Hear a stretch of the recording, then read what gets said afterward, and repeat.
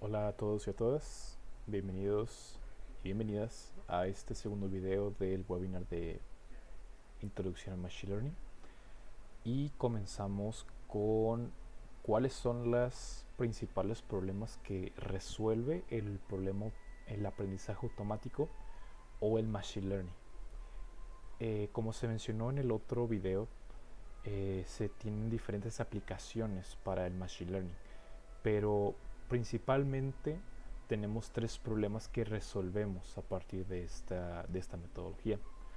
La primera de ellas es clasificación, seguimos con regresión y seguimos con agrupación.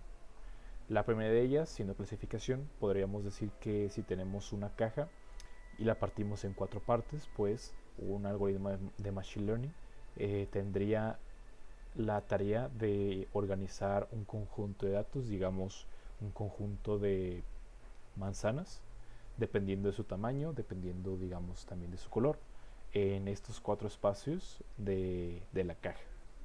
Eso sería clasificar conforme a características que deseamos que tengan cada grupito después de la clasificación. Después, con regresión, sería algo similar a lo que se tenía con el ejemplo anterior de las viviendas a lo largo de los últimos 50 años en México, en donde pudiéramos nosotros observar cómo es que va creciendo, disminuyendo o estancándose el costo de vivienda en México. Y finalmente, agrupación es, digamos, algo contrario a la clasificación, en donde nosotros tenemos un conjunto de datos y necesitamos clasificarlos, necesitamos agruparlos más bien, conforme a las características que ellos poseen y conforme a qué tanto se parecen entre sí y cuáles grupos se parecen más entre sí, entre ellos o a partir de ellos. Es importante mencionar que la clasificación y la regresión son dos tipos principales de tarea de predicción. El resultado de la clasificación son valores de clases discretos y el resultado de la regresión son valores continuos. Es decir, cuando uno menciona tener números discretos, es que nosotros contamos los números así, sin punto decimal. Y cuando nosotros tenemos números continuos, es que nosotros contamos de esta forma, con punto decimal. Para la clasificación es muy importante que nuestros valores de salida, nuestros resultados, sean valores discretos, clases discretas, pero la regresión permite que haya valores continuos. Retomando también algunos ejemplos, la clasificación sería un conjunto de datos, un conjunto de objetos dentro de alguna casa, y nuestra labor sería clasificar conforme a color cuáles objetos tienen tal color y clasificarlos conforme a ese color. La regresión sería algo similar a cuando uno realiza un examen general de orina, un examen eh, de perfil hemático, en donde se necesitan tener ciertos datos y tenemos valores continuos, es decir, eh, nuestra glucosa no crece, digamos, de 13 a 14, sino que crece de 13.5 a 13.7. Y en agrupamiento se trata de agrupar diferentes objetos, diferentes datos, conforme a cuáles datos se parecen más entre sí. Siguiendo con un poco más de información acerca de Machine Learning, tenemos que existen diferentes tipos de Machine Learning. Con tipos nos referimos a cómo es que este algoritmo, cómo es que esta metodología aprende a hacer su tarea. Tenemos principalmente cuatro tipos. El primero de ellos es el aprendizaje supervisado, en donde nosotros ya tenemos un conjunto de datos, pero a su vez nosotros ya tenemos los resultados que queremos que dé el algoritmo, el modelo. Después tenemos el aprendizaje no supervisado, en donde solamente tenemos el conjunto de datos, pero no existe alguna salida, no existe lo que queremos que dé, o no conocemos lo que necesitamos para este modelo. En este caso, el programa construye un modelo basado en datos de entrada no etiquetados.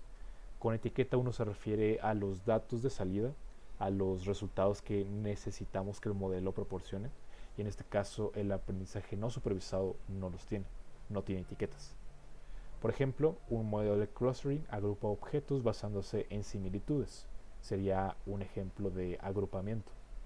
Los algoritmos de aprendizaje no supervisado modelan las muestras altamente similares, calculan la similitud entre las muestras nuevas y las existentes, clasificando las nuevas por similitud. Después tenemos el aprendizaje semi-supervisado, en donde es una mezcla de los dos anteriores, tanto supervisado como no supervisado. Si lo tuviéramos en una escala, podríamos decir que donde no existe etiquetas sería el aprendizaje no supervisado, siguiendo por el semi-supervisado hasta pasar al supervisado, en donde todo dato tiene etiquetas. Y finalmente el aprendizaje por refuerzo, en donde nosotros como usuarios, como ingenieros, como programadores, le damos al modelo ciertas recompensas para que se maximice el valor de la función de la señal. Es decir, nosotros le decimos al modelo, esta parte no es así del todo, pero esta otra sí vas por buen camino. De tal forma que vamos instruyendo, vamos adiestrando al modelo hasta llegar al resultado que conocemos, o más bien que necesitamos. Aquí cabe decir que entran las escuelas de inteligencia artificial.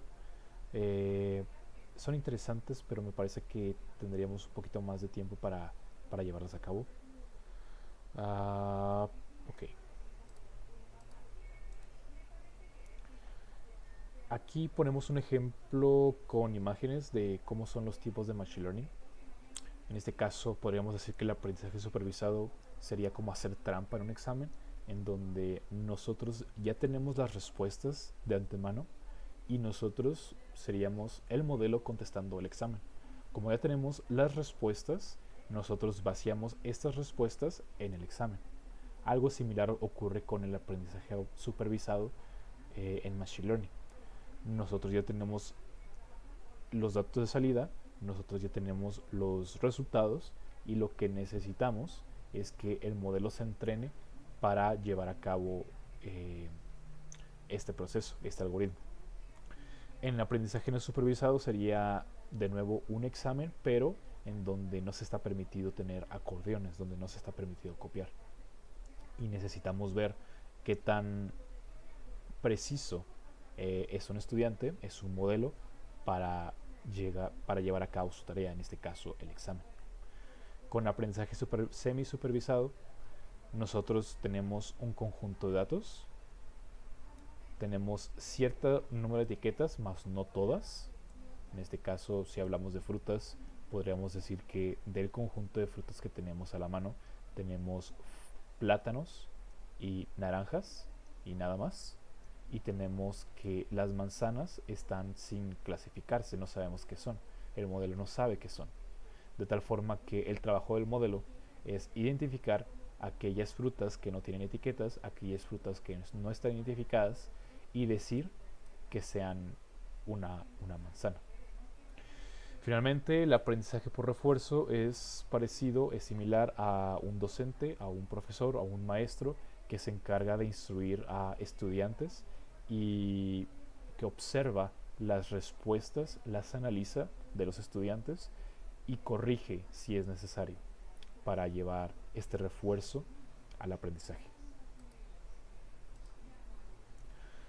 En general tenemos un ciclo de vida del Machine Learning, es decir, tenemos un proceso para llevar a cabo, para desarrollar un algoritmo de Machine Learning, en donde cada paso es igual de importante al anterior. No se puede saltar uno en caso de requerirlo. No se puede decir que uno es más importante que otro. No se puede hacer que los resultados no se den de un paso anterior para llegar al siguiente. Todos son necesarios. A grandes rasgos, tenemos la colección de los datos, es decir, vamos a recuperar los datos que necesitamos para el modelo. Después tenemos la ingestión de datos, en donde preparamos los datos para la aplicación. Es donde aquí estamos limpiando los datos, es donde estamos seleccionando las características y estamos extrayéndolas también.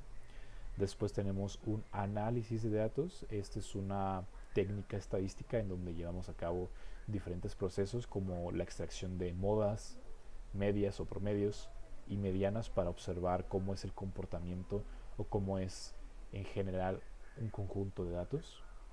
Después tenemos el etiquetado de datos, seguido por validación de datos, y después tenemos una preparación de datos para el modelo. Con esta preparación nosotros nos estamos enfocando a que no podemos llevar a cabo el conjunto de datos que recolectamos, no lo podemos ingresar directamente a un modelo para entrenarlo.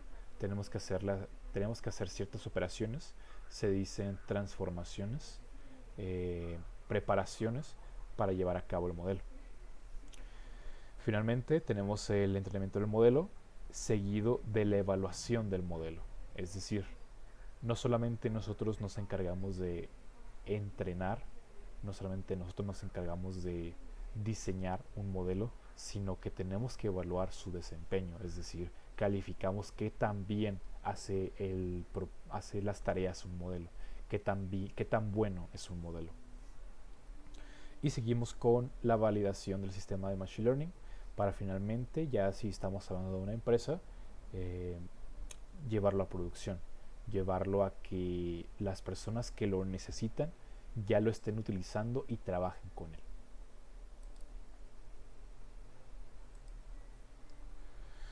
En cuanto a modelos clásicos de Machine Learning, podemos compararlo a la forma en que una persona toma decisiones, en que una persona piensa, en que una persona recuerda. Vamos a primero abarcar esta parte en donde existe en primer lugar un nuevo problema y nosotros como personas que hemos tenido experiencia a lo largo de la vida tenemos ciertas reglas llevadas a cabo o definidas a partir de la experiencia. Y finalmente nosotros a partir del nuevo problema encontramos una solución que nos lleva al futuro o a la futura solución de este problema. Algo similar ocurre con Machine Learning, en donde nuestros nuevos datos son el problema, las reglas corresponden al modelo y el modelo se forma a partir de datos anteriores para finalmente predecir atributos futuros.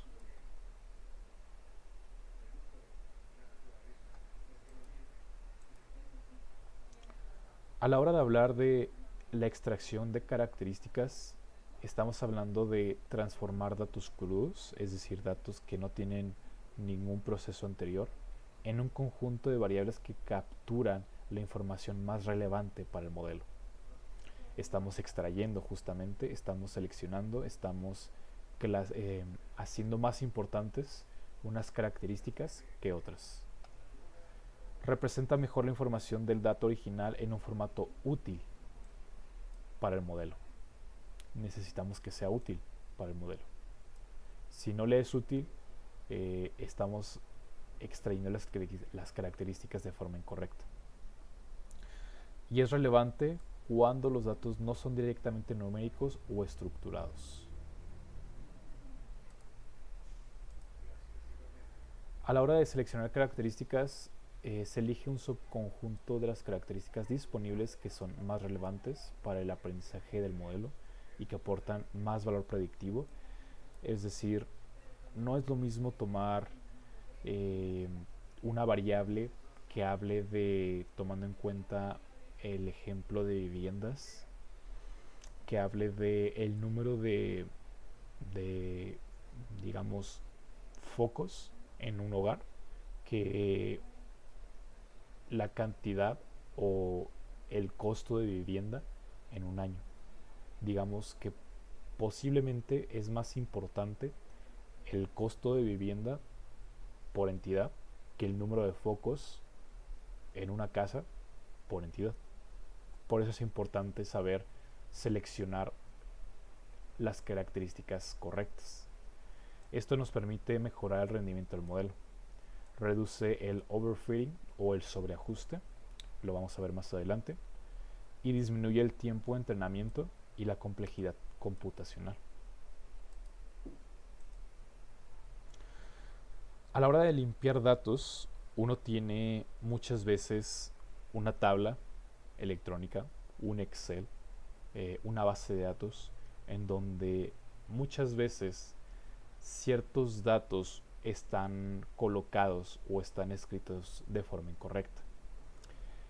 Estos datos incorrectos muchas veces nos van a provocar problemas a la hora de entrenar un modelo y a la hora de tener desempeños del modelo.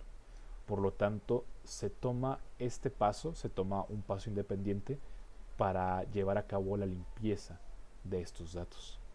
En este ejemplo, con esta tabla, podemos ver que se forma de columnas que se leen de arriba para abajo. Cada columna tiene un nombre y abajo de cada nombre tiene diferentes datos.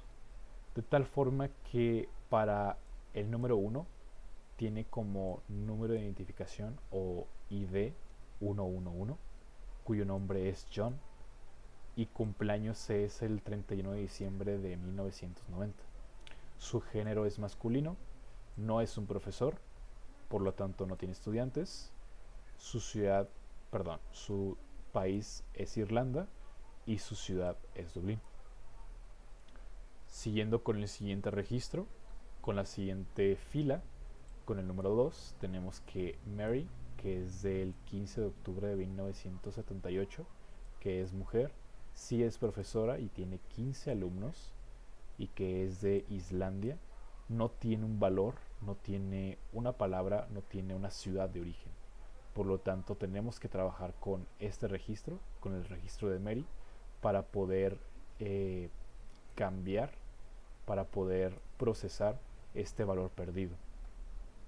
Muchas veces lo que se hace son imputaciones, es decir, copiamos el valor que más se repite para que el promedio se siga manteniendo más o menos en la misma escala, o borramos el registro, es decir, borramos toda esta fila.